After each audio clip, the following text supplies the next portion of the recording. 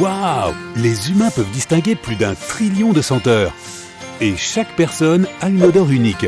Tu m'étonnes! Je plaisante. On peut tous sentir mauvais un jour ou l'autre. Mais t'es-tu déjà demandé comment tout cela fonctionnait? Eh bien, reniflons autour de nous et partons à la découverte de notre nez. Imagine que tu manges un cookie qui sort du four.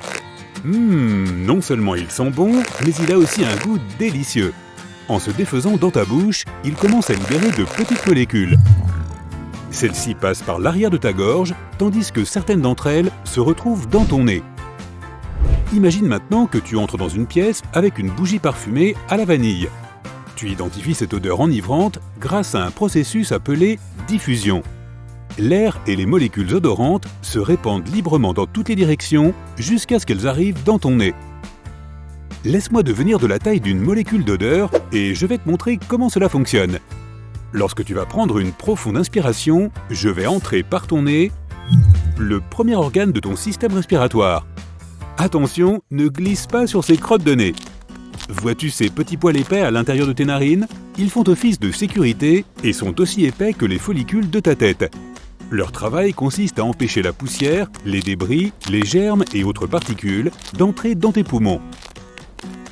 La substance brillante sur les bords des poils est du mucus, plus communément appelé la morve. Elle emprisonne des particules indésirables qui se retrouvent dans ton nez. Elle garde également la muqueuse de ton nez humide, car la peau qui se trouve ici est très sensible et a besoin d'une hydratation constante. Eh oh, attention! Parfois je dois esquiver ces grosses choses en chair qui viennent régulièrement envahir cet endroit. Mais ne t'inquiète pas, on les appelle des doigts et ils ne s'intéressent qu'à l'exploitation minière pour sortir des crottes de nez. Tu vois ce que je veux dire? Plus loin, il y a de minuscules poils appelés cils cellulaires. Tu peux seulement les voir à l'aide d'un microscope. Ils sont un autre mécanisme de défense dans ton système. Tu en as aussi dans tes oreilles et dans d'autres parties de ton corps. Lorsque des visiteurs indésirables se retrouvent piégés ici, les cils se déplacent de l'avant vers l'arrière pour repousser le mucus. Ils l'envoient soit à l'arrière de ta gorge, soit à l'avant de ton nez. Enfin, nous avons de la place.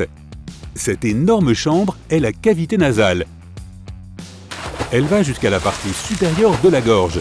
Son rôle est de filtrer, d'hydrater et de réchauffer l'air que tu inhales. Peux-tu voir ces 3 pièces allongées sur la paroi de ta cavité nasale qui ressemblent à des petits hot dogs? Ce sont les cornets nasaux, et tu en as 3 dans chaque narine. Le premier cornet est le premier tissu à rencontrer l'air extérieur. Les molécules d'oxygène descendent le long de ce toboggan qui mène à tes poumons. Mais nous allons dans l'autre direction. Certaines molécules d'odeur vont aussi dans tes poumons, mais elles sortent directement quand tu expires. Regarde cette fine couche de mucus, c'est là que nous nous dirigeons. Juste en dessous, il y a d'autres cils, et puis il y a l'épithélium olfactif. C'est un tissu très spécial qui se trouve sur le toit de ta chambre nasale. Pense à lui comme à un groupe d'éponges douces et moelleuses qui contiennent plein de choses importantes comme les détecteurs d'odeur qui mènent à ton cerveau. Regarde, il y a de minuscules choses qui se ramifient comme des petites racines de plantes. Ce sont les dendrites. Et ce sont des extensions de tes cellules nerveuses. Tu as environ 8 millions de neurones dans chaque narine. Passons à travers et voyons ce qui se passe plus loin. Nous y sommes. Ces petits garrons qui ressemblent à des petits pépins de cerise sont tes récepteurs d'odeur.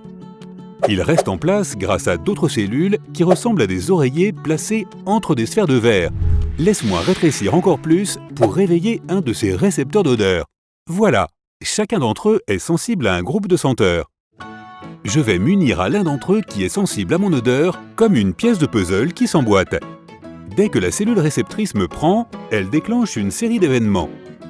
Le récepteur envoie alors un signal électrique à travers un mince tube appelé l'axone. Suivons-le et voyons où il va. Nous passons maintenant à travers un tissu conjonctif qui possède des glandes olfactives. Celles-ci sont responsables de la production du mucus dans le nez que nous venons de traverser. Toc toc, on dirait une coquille dure. On l'appelle la plaque cribriforme et elle sépare ton cerveau de ta cavité nasale. Elle possède de petits trous qui permettent au nerf qui capte les odeurs de se glisser à travers. En remontant, les nerfs commencent à se connecter ensemble. En passant par l'un des trous de la plaque, nous envoyons un paquet qui s'enfonce plus loin.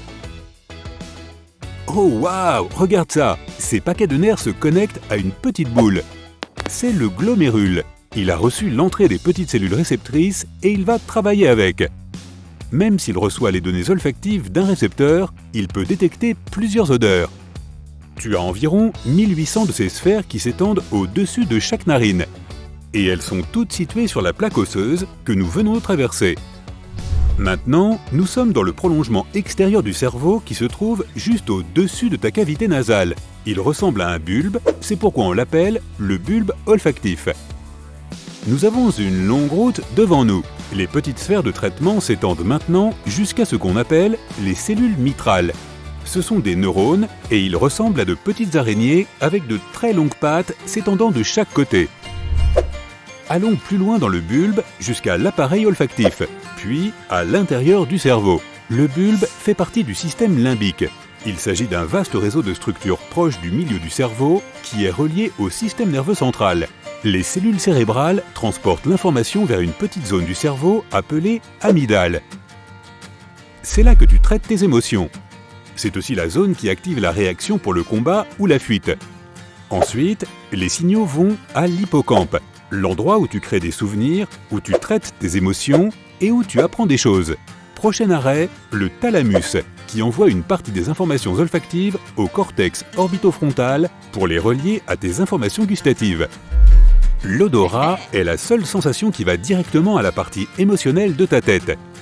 Les autres sens, tels que la vue et l'ouïe, sont d'abord dirigés vers le thalamus. Celui-ci agit comme un centre de relais au milieu de l'hémisphère cérébral et il envoie les données à d'autres régions du cerveau. Mais notre sens de l'odorat fonctionne de façon mystérieuse. Lorsque tu n'as pas mangé depuis un certain temps, ton corps produit une hormone appelée gréline. Cette hormone envoie un signal à ton cerveau. « Tu as besoin d'énergie mon pote, je ne trouve rien dans ton estomac. » Ton cerveau réagit en te donnant faim. La même hormone active certains récepteurs qui déclenchent le bulbe olfactif que nous avons parcouru plus tôt. Cela te donne un sens de l'odorat plus développé pour améliorer tes chances de trouver de la nourriture. Maintenant, imagine que tu es dans un magasin et que quelqu'un vaporise du parfum sur un morceau de papier. Tu te penches pour le renifler et tu fermes les yeux. Cette action fonctionne comme un processus d'élimination, où tu enlèves un de tes sens pour améliorer les autres. C'est comme quand les gens baissent le volume de la radio dans leur voiture quand ils sont perdus ou qu'ils essaient de se concentrer. Quand tu as un rhume, tu perds ton odorat. C'est ce qu'on appelle l'anosmie, ou la cécité olfactive. Et comme le fond de ta gorge est relié à ton nez, lorsque tu mâches des aliments, des arômes sont libérés et activent tes récepteurs olfactifs. Avec un nez bouché, les molécules odorantes des aliments ne peuvent pas atteindre les cellules sensorielles. Elles ne peuvent donc pas se frayer un chemin jusqu'au thalamus pour se connecter à ton sens du goût. C'est pourquoi tout semble insipide. Tout le monde sent son environnement en utilisant des récepteurs différents. Et certains scientifiques pensent que chaque individu a au moins une odeur qu'il ne peut pas détecter. Il peut s'agir de la vanille, de l'ail, de la menthe, du café ou même de certains fruits. As-tu déjà reniflé des piments qui t'ont fait tousser? Il y a quelques années, des scientifiques ont découvert que les poumons ont aussi des récepteurs d'odeur. Mais au lieu d'envoyer cette forte odeur à ton cerveau, ils te donnent un signal pour tousser. C'est assez étonnant, n'est-ce pas? Il reste tellement de choses que nous ne savons pas sur notre corps. Peut-être le sujet d'une future vidéo. Bye bye!